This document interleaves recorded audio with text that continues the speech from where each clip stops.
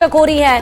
संगठन पर्व को लेकर ये अहम बैठक बताई जा रही है। आज दोपहर 2 बजे ये बैठक होनी है। प्रदेश अध्यक्ष मदन राठौड़ दिल्ली के लिए रवाना हो गए हैं। दिल्ली में आज बीजेपी की अहम बैठक बताई जा रही है, संगठनात्मक बैठक की बताई जा रही है और इस बैठक में शामिल होने के लिए राजस्थान प्रदेश अध्यक्ष मदन राठौड़ दिल्ली के लिए रवाना हो गए हैं। लगभग 2 बजे ये बैठक बताई जा रही है। मंडल अध्यक्षों की सूची और जिला अध्यक्षों को लेकर भी यहां पर मंथन हो सकता है। कल ये मंडल अध्यक्षों की एक सूची जारी हुई थी। गंगानगर के मंडल अध्यक्ष का नाम अभी स्पष्ट नहीं हो पाया है, लेकिन जिला अध्यक्षों को लेकर जरूर यहां पर विचार विमर्श किया जाएगा। संगठनात्मक बैठक है। संगठन पर्व को लेकर ये बड़ी बैठक आज दोपहर 2 बजे दिल्ली में आयोजित होगी और इसमें शामिल होने के लिए प्रदेश अध्यक्ष मदन राठौड़ दिल्ली के लिए रवाना हो गए हैं। पूरी कर ली है। 23 फरवरी से पहले दिल्ली में विधानसभा चुनाव होने हैं। चुनाव आयोग ने दिल्ली की फाइनल वोटर भी लिस्ट जारी कर दी है और इस बार दिल्ली के चुनाव में 1,55,24,858 मतदाता है। इसमें 2,08,000 से ज्यादा फर्स्ट टाइम वोटर है। वहीं आपको बता दें कि विधानसभा की तैयारियां भी जोरों शोरों से हैं। आपने देखा किस तरह आप और बीजेपी में वार पलटवार चल रहा है, पोस्टर वार्स चल रहे हैं और इसको लेकर कांग्रेस बीजेपी और हालांकि इस बार गठबंधन किसी का भी नहीं है। आप और कांग्रेस भी एक दूसरे पर हमलावर नजर आ रही है। हालांकि अभी देखना होगा कि चुनाव आयोग आज कब बैठता है, कब प्रेस कॉन्फ्रेंस करता है और चुनाव की तारीखों का ऐलान कब करता है। उधर दिल्ली में विधानसभा चुनाव से पहले सियासी पारा हाई है। आए दिन अलग अलग मुद्दों पर सियासत हो रही है और अब इन्हीं मुद्दों में शीश महल की एंट्री भी हो गई है। कैग की नई रिपोर्ट के बाद एक बार फिर शीश महल पर सियासत शुरू हो गई। बीजेपी के साथ ही दिल्ली कांग्रेस भी अब केजरीवाल और उनकी पार्टी पर हमलावर है। देखिए रिपोर्ट। जिस समय उसको दिल्ली की सेवा करनी थी, ये अपनी अय्याशी का मकान बनाने में लगा था, अपना शीश महल बनाने में लगा था। वो 2700 करोड़ के प्रधानमंत्री जी के आवास पे और 8,500 करोड़ के हवाई जहाज पे 10 लाख के सूट पे कोई रिपोर्ट आई क्या?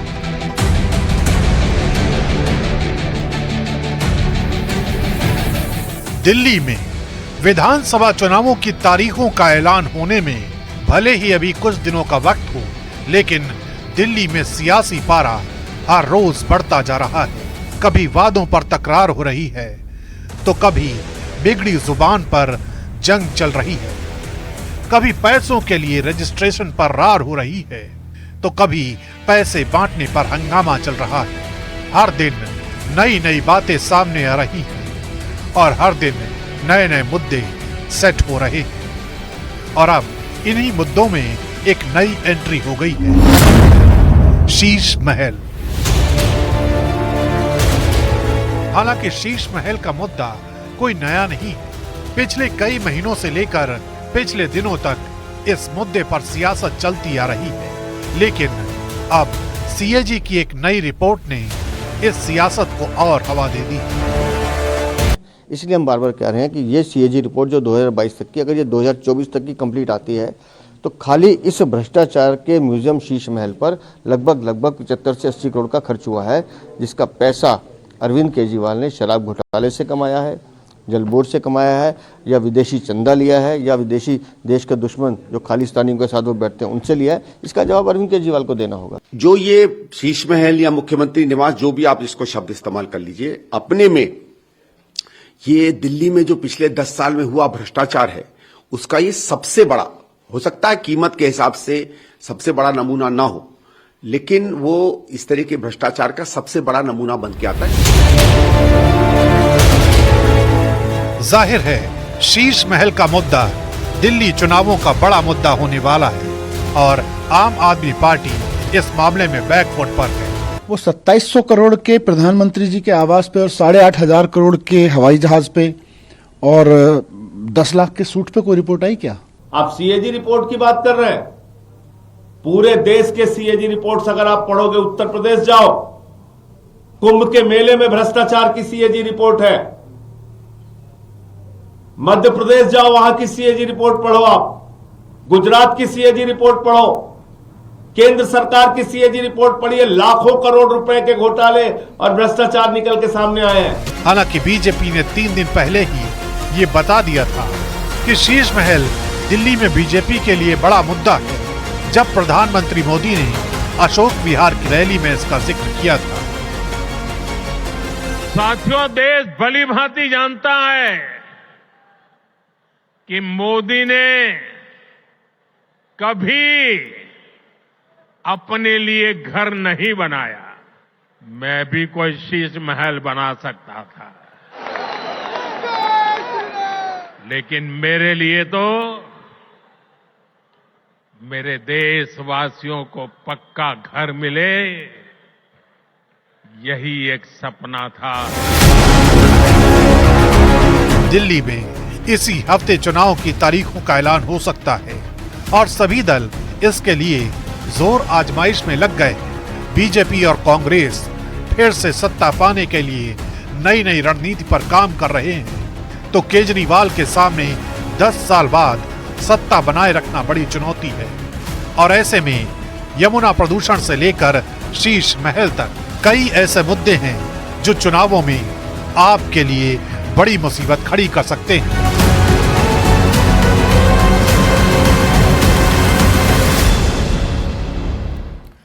और चलिए एक और बड़ी खबर इस बीच आपको बता रहे हैं, भारत में अपराधियों पर शिकंजा कसने के लिए आज भारत पोल पोर्टल की लॉन्चिंग होने वाली है। गृह मंत्री अमित शाह आज दिल्ली के भारत मंडपम में सीबीआई द्वारा विकसित भारत पोल पोर्टल को लॉन्च करेंगे।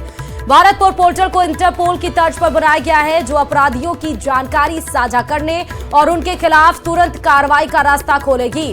तो भारत पोल पोर्टल आज लॉन्च होगा भारत मंडपम में दिल्ली में। गृह मंत्री अमित शाह आज इसको लॉन्च करेंगे।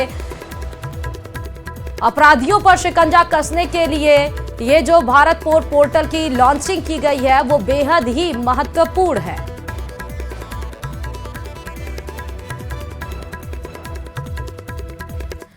कुंभ के आयोजन के बीच हिंदू मुस्लिम की राजनीति जोर पकड़ रही है। पहले समाजवादी पार्टी के सांसद विधायक के कुंभ पर उल्टे सीधे बयान, उसके बाद मौलाना का वक्फ वाला दावा, अब इंडियन मुस्लिम लीग के नेता ने बहुसंख्यक आतंकवाद जैसा जहरीला बयान दिया है, जिस पर सियासी घमासान तेज हो गया। सवाल यह है कि कुंभ और सनातन पर सियासी आक्रमण क्यों? देखिए रिपोर्ट।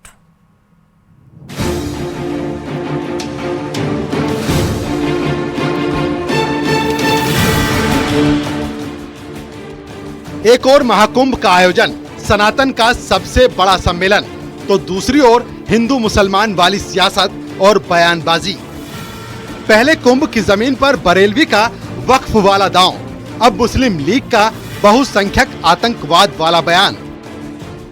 बहुसंख्यक आतंकवाद से ग्रसित हैं, ये आतंकवादी हैं ये लोग, और आतंकवाद के जरिए ये मुसलमानों को दबा देना चाहते हैं, मुसलमानों को क्रश कर देना चाहते हैं और उनसे क्या नाम समझे, और ये इस टाइप के रोजाना के इशू बनाकर उन्हें उनमें आतंक फैलाना चाहते हैं। बहुसंख्यक आतंकवाद यह है कि बहुसंख्या के आधार पर इन्होंने सत्ता हासिल कर ली है देश की, और आज देश की सत्ता पे इनका कब्जा है।